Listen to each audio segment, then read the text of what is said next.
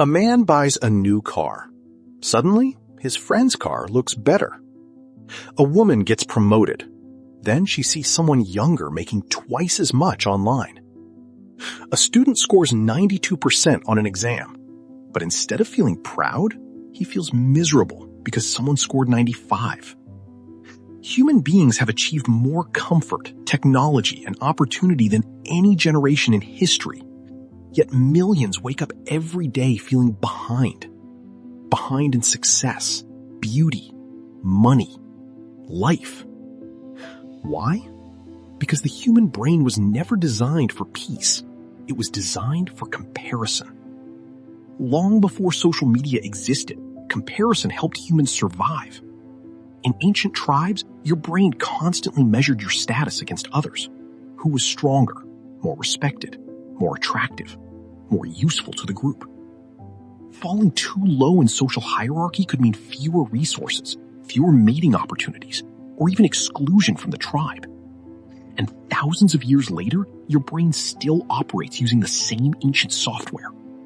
Except now, instead of comparing yourself to 20 people in a village, you compare yourself to millions online. Every scroll becomes psychological warfare. Someone is richer than you, happier than you, more attractive than you, more productive than you. And the terrifying part is this. The brain rarely compares downward. It compares upward. Psychologists call this social comparison theory, the idea that humans evaluate themselves by comparing themselves to others. And while comparison can sometimes inspire growth, most of the time it quietly destroys self-worth. The modern world profits from insecurity. Social media platforms are built on attention, and attention increases when people feel emotionally triggered. That's why lifestyles, bodies, achievements, and relationships are constantly displayed like trophies.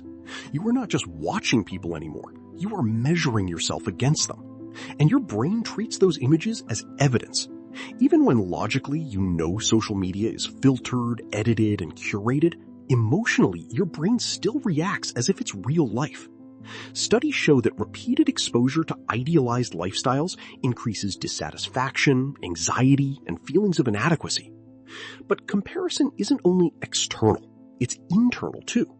Humans compare their current selves to imagined versions of themselves. The person you should have become by now, the life you thought you'd have, the goals you haven't reached yet. And this creates a dangerous psychological condition called chronic insufficiency, the feeling that no achievement is ever enough. You lose weight, but someone looks fitter. You make money, but someone earns more. You find love, but another couple looks happier. The finish line keeps moving. And here's what makes comparison especially addictive. Occasional superiority feels rewarding. For a brief moment, comparing downward boosts the ego.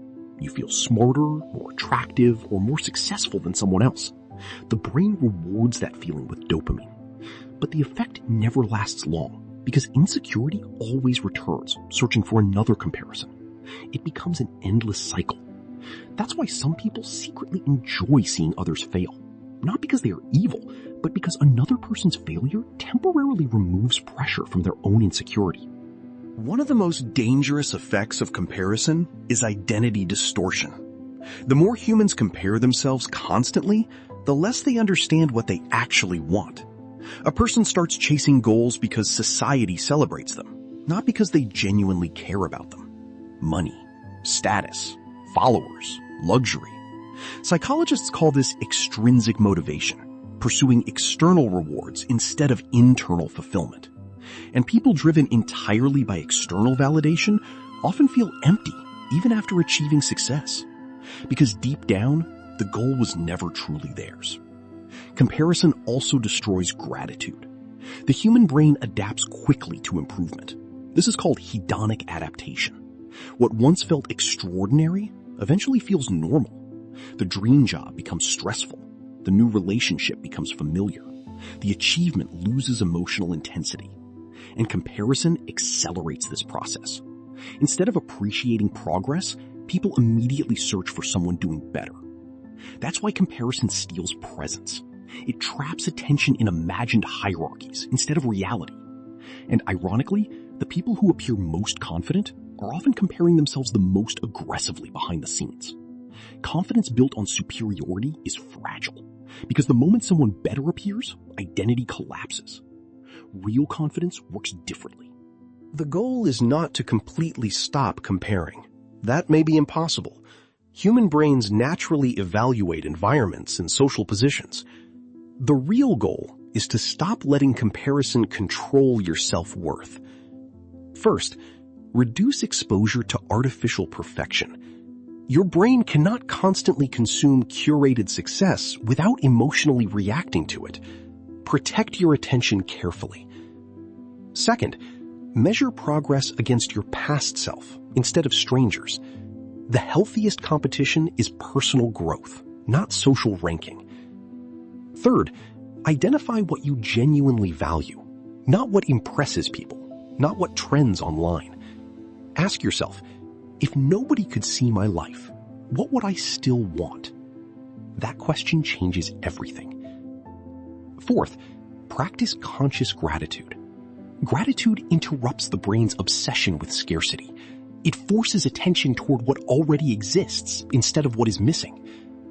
And finally, remember that every human you envy is also comparing themselves to someone else. Even the people you think have perfect lives often feel inadequate internally. Because comparison is not a modern problem, it is a deeply human one.